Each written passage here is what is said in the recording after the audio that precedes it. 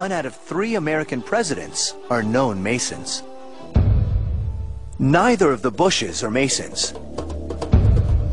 And Yale's Skull and Bones Club has nothing to do with the craft. Consequently, the senior Bush's service at the UN and the CIA had nothing to do with the fact that a Freemason, Harry Truman, established those institutions. As for claims that the Masons are a murderous cult, if there's no age-old conspiracy, there's no need to kill for it. William Morgan's disappearance was the work of renegades. It was not an official act. The shooting death of William James in New York was an accident, not a Masonic rite. As for the idea that Jack the Ripper murdered 5 prostitutes to protect the reputation of a Masonic prince, everything you've read about Freemason links to Jack the Ripper is the work of fiction. At the time, no one suggested a Masonic plot. That theory wasn't concocted until the 1970s, and it was based on an admitted hoax. Then there's Roberto Calvi, the Italian banker with the missing $1.4 billion, who belonged to the P2 Lodge.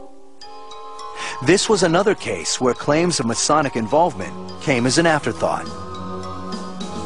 But it was quite some months after the event, and when people started to doubt whether it was suicide, that suddenly, rather like the Ripper case, the Masonic element suddenly comes in. Oh, it's the Masons again. The reality is that the P2 Lodge had been hijacked by criminals as a front for doing business in powerful circles. It was a wonderful gift to the conspiracy theorists.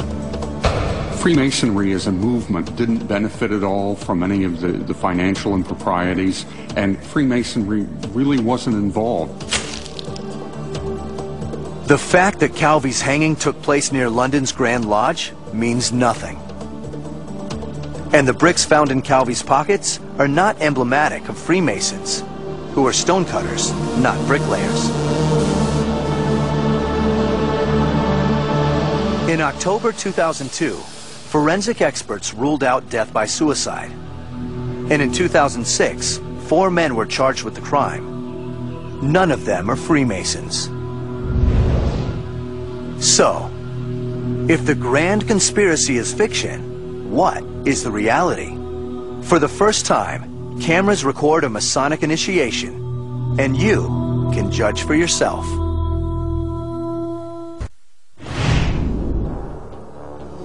For hundreds of years, the Masons have been wrongly accused of manipulating global institutions with occult powers and clandestine plots. At the core of these fears is their secret rite of initiation, a ritual that allegedly indoctrinates the power elite into the Masonic world. What is the reality behind the rumors? The initiation ceremony is something which has a huge effect on the individual. Now, cameras have been allowed in to record the entirety of a ceremony that has generated centuries of fear and paranoia. The secret initiation into the first degree. As the process begins, the new entered apprentice is alone. He is instructed to knock on the door of the lodge room. Worshipful Master, there is an alarm at the door. Attend to the alarm. He is then led up to the officers of the lodge, who begin the proceedings.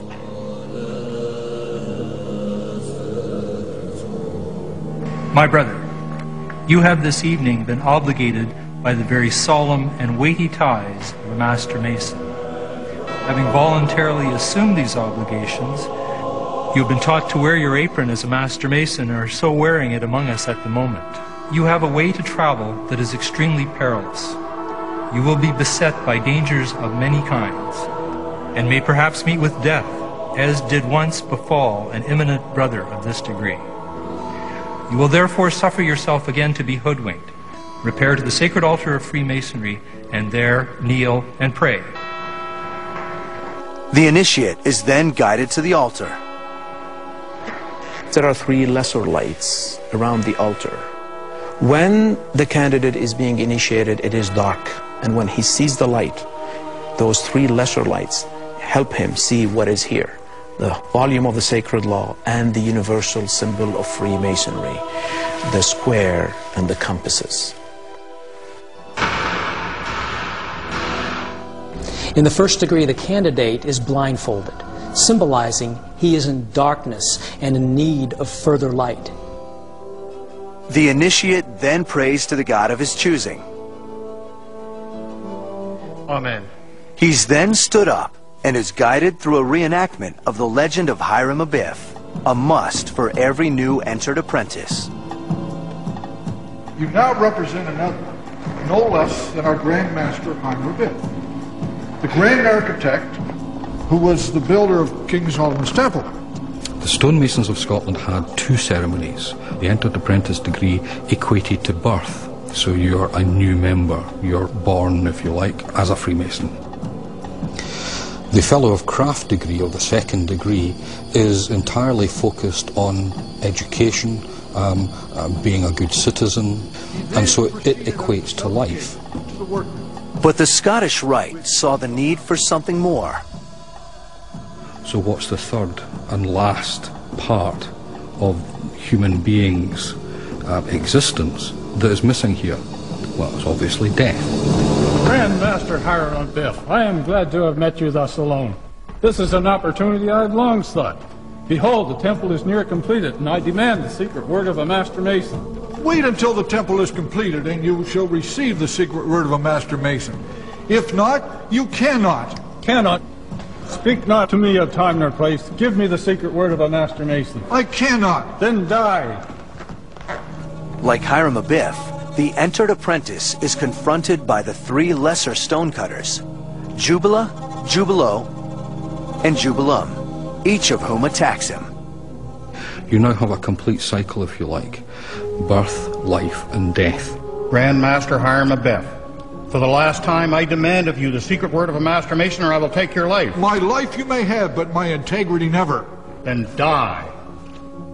This ritual, based on the completely invented story of Hiram Abiff, is not a death threat, as some have claimed. And Hiram Abiff represents the ego, and the ego has to be slain before the spirit can rise free.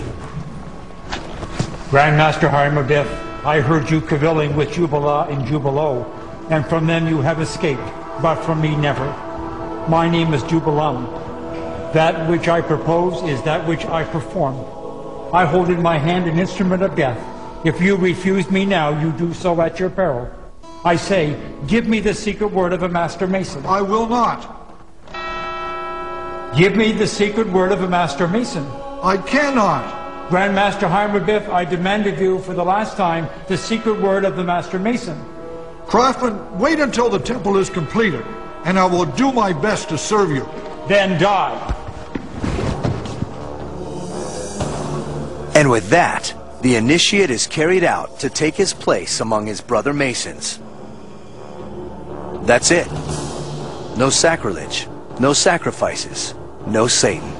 Just fake beards, candles, the symbols of the stonecutter's trade, and some amateur acting.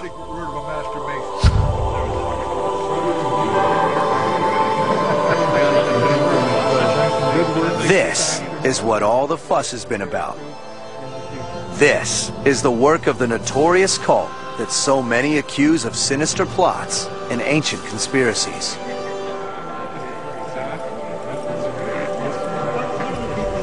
Masonic ritual is meant, I think, it uses ritual as an instructional technique, and it tries to stimulate the candidate into thinking about certain ideas. Ideas no more controversial than the encouraging of strong character and good citizenship. It all seems little more than a well-funded boys' club for grown-ups, complete with secret handshakes, mysterious code words, spooky symbols,